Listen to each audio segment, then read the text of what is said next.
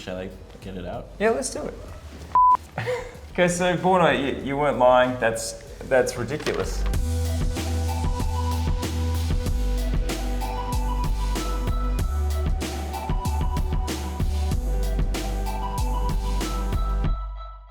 Welcome back to Time+Tide, where today we are doing something unusual. Yeah, it's my first week on the wrist, and of all things that you could imagine me wearing, a small 34mm dressy vintage. No. Not today. It's a black PVD 46mm quartz Casio Edifice. And you found some ways to have some fun though. Yeah, for sure. It was genuinely quite fun. It definitely wouldn't be my first pick if I went to a shop and had a look at it, but that's why these sort of week on the wrist segments are so good, because well, someone finds someone's really enjoying the review. That's my effect on women. What can I say? That was awful. Just keep going. So I managed to find this actually quite enjoyable. It's actually quite a useful watch. So whether you just want to wear it every day and not bother with all of the smart stuff, it'll do just fine. You can use it for everything that you need. But using it connected to your phone just unlocks its full potential. From not having to use this massive roadmap style guide, Casio, please just make it a booklet. Like, you're making these, So you mean it literally is a huge map? Shall I get it out? Yeah, let's do it. Okay, so Borna, you weren't lying. That's ridiculous. Yep. Is it all in English, or is it in French and English and German? No. I mean, you can have a whole language course. Sorry, I've just touched it all over my microphone. That is going to sound fantastic. But look, Edifice is a brand that we've just started to understand a little bit better. I've never really understood it. The way it fits in is it's sort of thank you, Casio. We are understanding that this brand is a professional version of the Casio sort of range, meaning that it is designed to be worn as a daily watch and designed to be worn in professional environments, not so much the Rolex or Omega definition. Exactly, that's right. And this one is a bit more spicy maybe from the other stuff that we had a look at. It's not your classic sort of stainless steel bracelet black dial. This has that Motorsport tie-in as well, and this sort of blackout look. That's why we chose it, because it actually... It is the total antithesis of what I would normally pick. Yes. So that's why I picked it. And also for me, the very little I knew about Edifice was that they have a few hallmarks. Certainly they make full use of Casio's, I would say, market-leading solar technology, tough solar. So you can tell us more about that in a minute. They do have multi-motor movements in their sort of higher-end Edifice watches, which means that there's actually different motors controlling different hands and different subdials. Only 3 hands with this one, but up to 5 for some other models. Yes, and also with those multiple motors, we have the ability to reposition hands to look at certain functions. So there's enough sort of watchmaking spice in this for us to go dig deep. And it's all cleverly integrated. So what you said with the hand repositioning system, if they were, for example, covering any of the screens that give you information, world timer, stopwatch, they actually move out of the way. Right now, they're not. So if I was to use those features, they would stay. So it's actually quite smart in many ways. But it is really the app that gives you a lot more use out of this one. So for the stopwatch itself, we already mentioned, has that feature, but here you can actually log and import all of the data from the watch. If you were lap timing a car, I guess Motorsport featured time in, or maybe you were simply lapping your runs or anything like that, you can import all of that data to the app and then have a look. The world time feature itself, you can basically just pick from 300 or more cities and display them right on the dial. Time and place. This is actually quite an interesting one. So it actually tracks your coordinates. Now, I'm someone who doesn't allow any apps to track me. So this one, it knows I was in Australia, which it's close enough, I guess. But it could actually track your exact coordinate as to where you were, which is, again, pretty cool feature. And then we have this whole utility tab here as well between the alarm and the timer, and you can sort of set them independently. And if I can say, we've talked about this, I asked about your week on the wrist, and you said the best thing about this is something I completely agree with.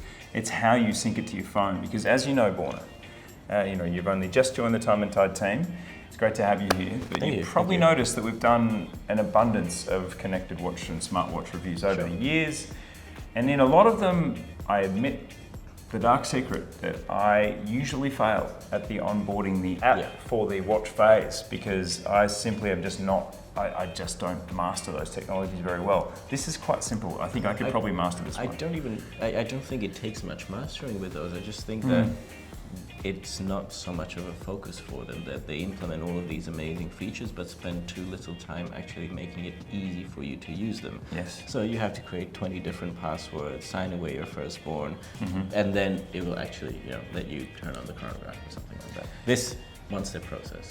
I love this. That's how it should be. Yeah. And also I think the thing that's interesting about this is when you think of Bluetooth, you think of chargers. And again, the two ways that smartwatches fail me and I fail at smartwatches is I don't charge the phones. So I'll have a connected watch that I wear for a day, enjoy some of the functionality, look at the pretty pictures, and then leave it on my bedside table at night or leave it in the kitchen and then wake up the next day, it's dead, and then I'm off with my day and it stays on the bench.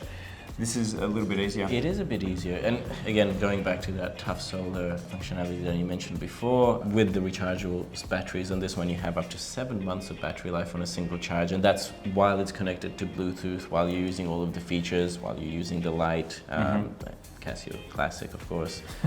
But if, like you said, you sort of enjoyed it for a little bit but wanted to shift onto something else, you could put it in a drawer, enter a power saving mode. It can be on a single charge for up to 18 months before it turns on again. And then all it needs is just a flash of light, whether that be artificial, natural, just literally a flashlight from your phone will do it. Yes. And that's part of this tough solar technology, is that there's low light sensitivity and there's artificial light sensitivity, and all of those light sources will power the watch.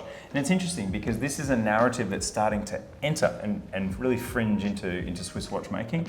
I've just returned from Geneva, where there was a lot of excitement about a new model that has a solar accumulator on the dial underneath a transparent dial. So we had a similar dial to the rest of the collection, a garage door dial, but it was actually clear, so that the solar accumulator underneath could soak in the light and power the watch for a similarly long amount of time. A lot of excitement about it. So. Exactly right. This is a little bit different. There's no sort of transparent dials or anything, because it is a sort of tool-tastic watch that manages well in dressier scenarios, of course. And talk me through the specs, Borna, because it is very, very thin. It is very thin, 9.8 millimeters. Other dimensions, you've got a 46 millimeter diameter and a 50 mil lug-to-lug, which again for me is unthinkable. That's a massive watch for me. I usually wear things that are 10 millimeters less than that. Yeah. But I've actually found this one quite fine, and I've actually been wearing it on my right wrist quite a bit, which is a bit larger, and yeah, it fits quite well. My right wrist is about 6.5 inches, so easy. Well, not even gets away with it. It's just a great wear.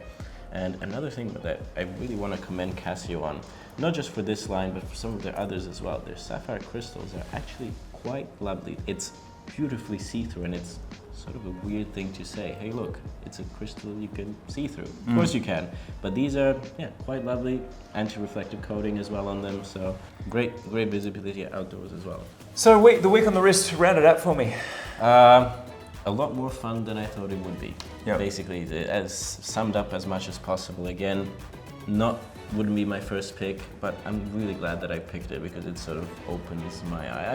I don't think of myself as sort of a mechanical snob, but it really did open my eyes to something new. So. Yep. And look, if I can summarize, it's a smartwatch without an AC adapter, and it just uses the light to be of use. It has a lot of nifty features that are going to be great for travelers, for professionals that are genuinely playing with time through their travels, or with their, if they're timing things. There's all kinds of upside here. That's right. It's been fun, and yeah, it isn't what we usually do, but hope you enjoyed it. And Edifice, there's a little bit more to explore on the channel, but it's certainly been a nice change of pace, Borna.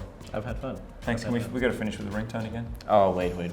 I need to make it a. Oh, you want to change it? I need to do the classic. Put it on your favorite. It's got to be Midnight Cruise. There it is. Thanks for watching Time+Tide.